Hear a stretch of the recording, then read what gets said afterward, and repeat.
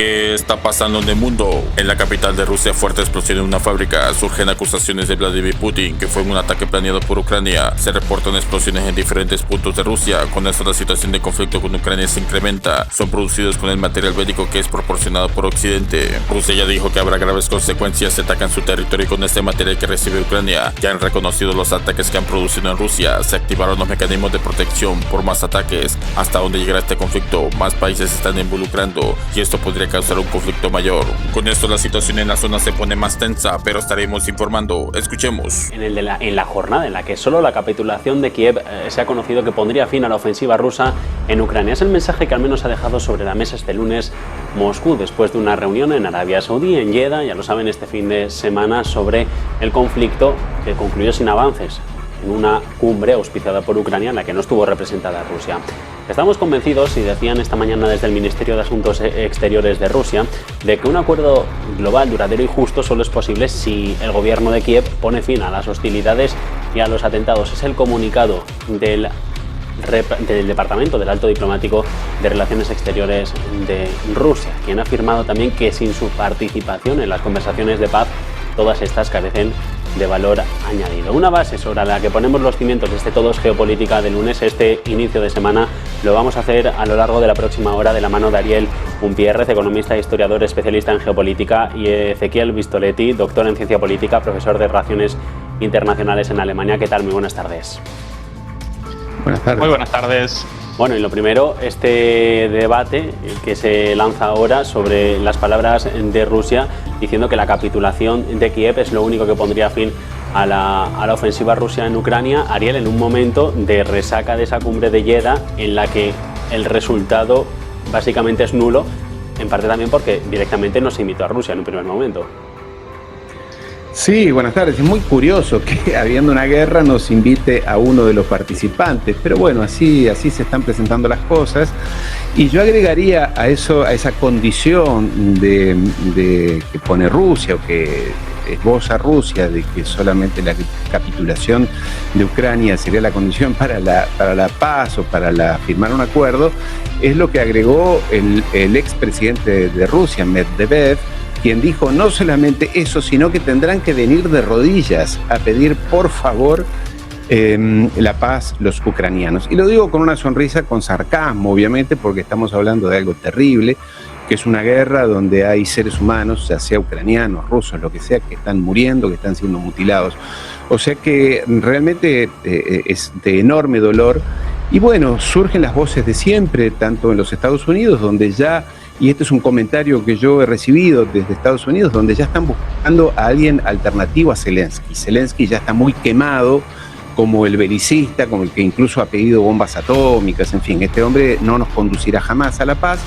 Y Washington, sobre todo allí en la Rand Corporation y otros centros intelectuales en torno al Pentágono, están buscando a alguien más moderado dentro de la camarilla ucraniana, que sea más presentable, una cara más tolerante o más flexible frente a los rusos en primer lugar y frente a la comunidad internacional, como se dice, alguien que pueda desde el lado ucraniano ser un poco más flexible, porque bueno, Zelensky aún hoy, ayer, se sacó una conferencia de prensa el viernes ante medios latinoamericanos diciendo vamos a ganar la guerra, los vamos a matar a todos, es más, habló de sacar a Putin del poder, en fin, barbaridades absurdas, locuras. Entonces con este hombre ya los Estados Unidos sabe que no es la persona que pueda negociar. Y por otra parte, demasiado comprometido con la corrupción, él y su familia, Zelensky.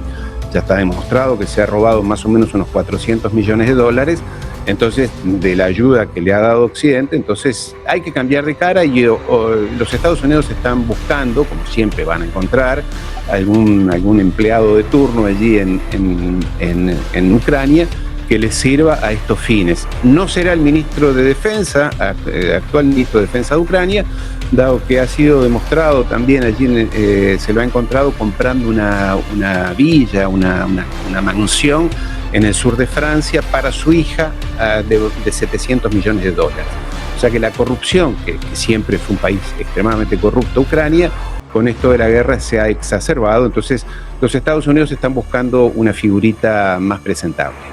Javier.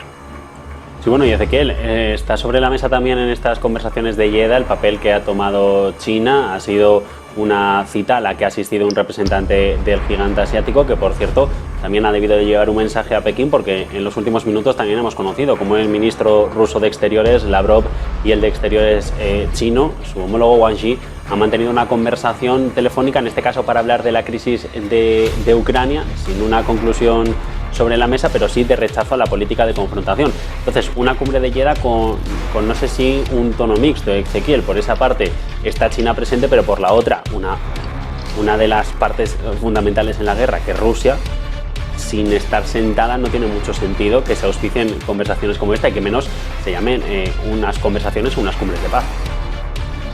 Completamente de acuerdo contigo, Javier. En mi opinión, esta cumbre respondió en primer lugar a la búsqueda del príncipe heredero de Arabia Saudita, Mohammed bin Salman, de restablecer su imagen tras lo sucedido hace algunos años. Recordarán el episodio del asesinato de un periodista saudí en la embajada saudí en Turquía, hecho por cierto documentado y filmado, ya que la embajada saudí en Turquía parecía prácticamente intervenida como una casa de Gran Hermano con cámaras secretas de los servicios de inteligencia turcos. Bueno, ¿qué quiere bin Salman con esto? Restablecer su imagen, restablecer su vínculo con los líderes, principalmente los líderes del norte global, reaparecer como una figura de peso en la arena internacional. Él puede presentar o puede realizar este papel de mediador debido a la posición asumida por Arabia Saudita y por el mundo árabe en este conflicto, de no acompañar a uno y no acompañar al otro. Así que, en primer lugar, en mi opinión, la cumbre responde a eso. En segundo lugar, si deliberamos respecto a los participantes y a la situación en la guerra, ¿quiénes participaron? Bueno, emisarios de muchos países, pero no participó Rusia, con lo cual efectivamente una cumbre en pos de la paz sin que participe uno de los países beligerantes carece de sentido, a menos que esa cumbre presentase el objetivo de tranquilamente, lentamente comenzar a generar presión, a flexibilizar la postura de quien sí participó, Ucrania. Recordemos que